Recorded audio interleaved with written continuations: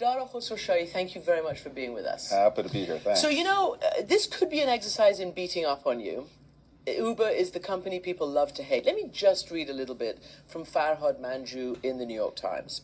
Should Uber be kneecapped for its long history of flouting the law, or can it possibly be reformed? Or am I a credulous dolt for even suggesting redemption for one of the sorriest companies ever to emerge from Silicon Valley's tortured hothouse?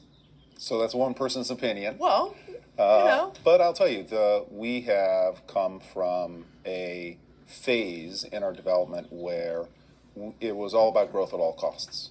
And Uber did challenge the authorities because it strongly felt at the time that the authorities were wrong. They were trying to keep the systems as they were and not allow innovation to prosper, not allow truly new ideas to grow.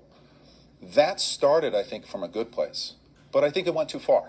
And the kind of challenger became powerful, and with power came, the belief that you're always right. With power maybe came too much proudness. And we went from, I think, a constructive challenger to a destructive challenger at times, and that required a change, a lesson, a painful lesson. There was a change in leadership, change in leadership of the board. I came on board, and I'm still in the process. Sounds a little like a mea culpa. It sounds a little like a... I think it should sound a lot like a mea culpa. Listen, I don't want to beat around the bush. We went too far. Way too far. And we grew in a way that, whereas originally, idealistically, it was in concert with where society needed to go, the growth changed, and it became about grabbing power. It came about the leverage that we were able to create in negotiations, let's say, with regulators. And the fact is that our business is dependent on the streets in which we drive and the cities in which we operate. And we do have to follow the law, and we do have to work constructively with the mayors of the cities in which we operate. We may disagree on many, many points, but ultimately we are a citizen of the cities in which we operate, and we do have to respect that. So, you talk about having gone too far. Again, some describe it, this article and others, it was like a deliberate insurgent campaign to flout the law and regulations and sort of this was before your time. And now, as you know, a new book is out, Super Pumped by Mike Isaac, and it paints a pretty ugly picture of the unfettered corporate braiding culture, so to speak. So there are new suggestions and laws that have been put in, for instance, in California. Let's take the whole gig economy, which Uber personifies.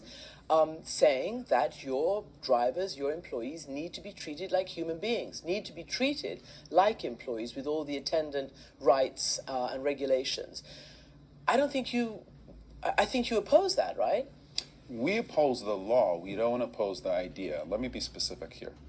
You oppose both. The traditional view of work, which is you have a full-time job, you only work for one company in your life, that idea is outdated, right? I think now work used to be about the company. You work at IBM, that's your career, etc.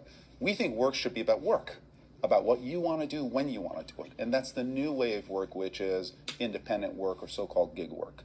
And we do think that just as society's expectations have changed, we should change the nature of independent work. So it should come with protections. It should come with health services. It should come with representation on your having a right to a voice, etc. But it shouldn't, that idea of being independent, having the power to say, I want to work today, I don't want to work the next day, I want to work tonight, during the day I want to go on a picnic, that should not be destroyed. And I think that the law, which we don't think applies to us, this latest law, you don't think it applies to you? Well, we think that we will pass under the test of the law, right? So the law, of course, applies, but we don't think that the law, as it relates to us, would classify our drivers as full-time workers. But at the same time, we do think that the nature of independent work should change.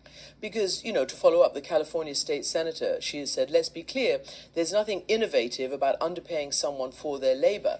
I mean, you indicate that you agree with that, but you don't think this law applies to Uber in all its... We think that under AB 5, our workers are independent workers, okay? They have to fix their own cars. They have to buy their own cars. They don't get do. vacations. They don't get health. They don't get. Listen, they get vacations because they can do whatever they want, But right? So they don't the traditional kind of, yes, I've got to go get a vacation. I've got to ask a manager. Healthcare and all the rest of it. Insurance. Exactly. So we have offered all that up. We do believe that they should get healthcare. We do believe that they should have minimum earnings, and we want to have. We want them to have a voice, and we have come to the table with an offer to exactly reference the issues: minimum pay, health care, the right to have a voice, and by the way, they can take vacation whenever they want. So we think this is the best of both worlds, and we think that trying to fit our model into the old construct of work, which is one job only, one company only, is actually not the right solve for society. Right. I mean, it's not necessarily one job only, one company only. It's treating workers as workers and human beings rather than, what's happening with the gig economy. And some people say, I mean, it's kind of what you're saying. It's possible that if that happens with the drivers, I mean, Uber might collapse. Yeah, but I object to that. I think that we're treating workers as human beings. Right, I think the number one reason why our drivers like Uber is because they have complete control and autonomy to do what they want when they want. So I think these characterizations are characterizations with a political agenda. I don't agree with them. When I go out and meet with our workers, they are entrepreneurs. They know exactly what they're doing. They know exactly what they're earning. And I think this idea that they as individuals are below because they don't have full-time jobs, it's just false. Can I ask you something? I'm not a business person or an entrepreneur. I'm not even really a business reporter. But I do understand the bottom line and how you have to have a profit. It looks like you have to subsidize a lot of Uber activities in order to let it happen. You're not turning a profit. And your recent IPO, which started very high, somewhere around 120, went down to half that value. How sustainable is the model? We think the model is absolutely sustainable. Now, we're in the early stages of building this model. The business, for example, is still growing 30+% on a global basis. And anytime you have a business that has the kind of market size of trillions of dollars in terms of transportation and food and local commerce, it makes sense for a company to invest. The goal for us to go public was to raise significant capital, and now we have all the capital we need to go from a period of investment to a period of profitability. But that's absolutely going to take time. Why do you think, Uber and the City of London was a big issue over the last several years, whether it was licenses, etc. And now they've given you, I think, a 2-month extension. They've just ruled, rather than the year or so they gave you the last time this was under debate. It doesn't sound like a massive vote of confidence, 2 months instead of a year. How do you read that? I think I read it that we're still in the trust building phase as it relates to London, as it relates to society. I first heard about London not finding us fit and proper a few weeks into my job, right? And I flew out there and I met with TfL and I met with authorities. And there had been a profound loss of trust there. And there's a saying which is, trust is lost by the bucketful, you earn it back by the drip. We're earning back our trust. And I'm confident I don't think so. that with work we will earn our trust back with TfL. In many ways, our goal in London is to be the model citizen out there. We actually have now a target by 2025 to move all of our fleet to be fully electric. We're charging a surcharge in London for every single trip that will go and fund a fund that will allow our drivers to change their cars from kind of traditional gas-burning cars to electric cars. So we think that London with time will be the model market that will appreciate Uber, but we've got to earn that appreciation, and I think we're not done. So you just raised the idea of electric. Obviously, climate, the environment is huge. Where do you stand on, the environment and actually having to really step up now? Not just a little bit here and there, but really step up. Transport is one of the major polluters, as we know. Yeah, I think we have to be a part of the solution, and we have to be a lead in the solution. And for us, the electrification of the fleet is one part of the solution. A significant number of our driver partners use hybrid cars. It makes sense. So on average, our fleet is more efficient, I think, than the world fleet. And we're investing very aggressively in technologies like Uber Pool that get more than one person in a car. There's no reason if you're going from one place to another not to have another passenger, so we're investing in Pool as well. And a new area where we're putting hundreds of millions of dollars in is actually individual electric vehicles. These are e-bikes, scooters, etc. We have the e-bikes in London now. And it's a great way of getting around, and it's a great way for individuals to get around. Look, you are fairly new to this job. You did come after a highly contentious chairmanship by Travis Kalanick. You've seen the new book that's come out. I mean, just a very ugly, predatory corporate culture. I know that some of your mentors, people like Barry Diller and others, basically thought you were crazy, completely nuts to take on this job. Larry Ellison, the head of Oracle, has said Uber raises capital to gain market share. The business they secure is not sticky. He noted Uber doesn't own its cars, doesn't control drivers. They have an app my cat could have written. Apparently, Mr. Ellison has a very talented cat. Maybe we should hire him or something but what like is the software? It's drivers and cars. What is the secret sauce? The secret sauce is the network. Okay, it costs enormous amounts of capital, feet on the street in order to go out and bring on this thousands of independent drivers to log onto the network on a regular basis, and then riders who for whom we become an everyday use case. Wake up and take an Uber to work or take an Uber to your dinner. And the dynamic matching of that supply and demand, and then coming up with the right choice. So for example, in London, soon in New York, we will be able to match you not only with a car, but with a pool, with a bike, with a transit system as well. For example, London Transit, the underground buses, all of those are offered in a real-time basis, priced on a real-time basis, and all of it eventually will be able to be bookable in an absolutely delightfully smooth way. So it'll take quite a few cats to put that together. Cats with apps.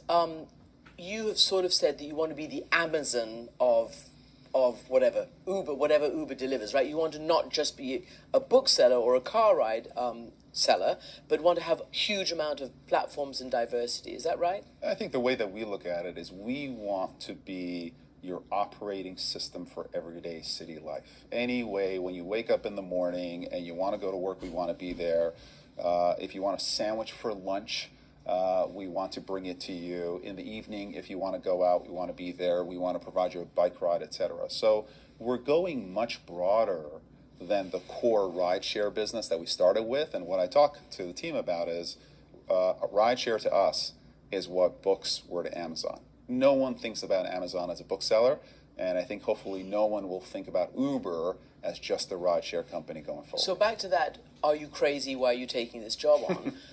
What did you think? I mean, did you take it with gusto? Were you slightly concerned about coming into this snake pit? Listen, I was more than slightly concerned. But the advice that I give to young people is, and I'm no longer a part of that group, unfortunately, is look to go to a place where you can make a difference, but look especially to go to a place that's making a difference in the world. So how do you think you've made a difference, for instance, in the safety realm, in in the areas that had a lot of negative publicity before you got there? Uber now, what's different about Uber as a digital company is that we are, to some extent, digitizing the physical world. And the physical world comes with all kinds of complications, including every day, 17 million times a day, 2 people get in a car and go someplace. And the 1 in a million chance for us happens 17 times every single day. So we do take safety, for example, making sure that those 2 interactions are delightful interactions, friendly interactions, sometimes quiet interactions, but most importantly, safe interactions is something that we take incredibly seriously. And it's something actually that technology can help in. So for example, we have made safety a top priority for the company for the past 2 years. And we've introduced features like 911 integration right into your app. It's available here, it's available in London. You can push a button. The information about your car, about your location, which we have, automatically goes into 911, so the response time can be incredibly quickly. We have telematics now, check your ride, where if we sense something wrong with the ride, is there a sudden stop, is there a pause, we know where you're supposed to go to, we know how long it's going to take. If it's taking 20 minutes longer than it should, we actually contact you. Cristiano, are you okay? Is there anything going on? Just to make sure that you are safe. And by the way, the same thing occurs for our drivers too. Make sure the driver is safe.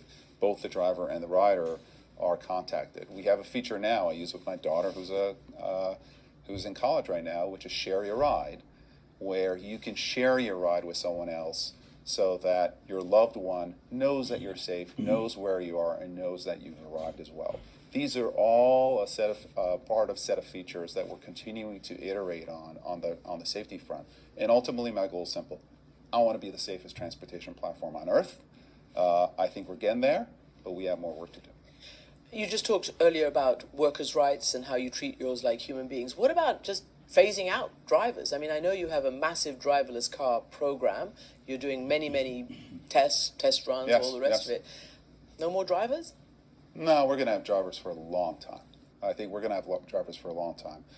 The drama that the press loves to talk about is machines replacing humans, okay? But the reality is, the better thing than humans alone and machines alone are machines and humans working together.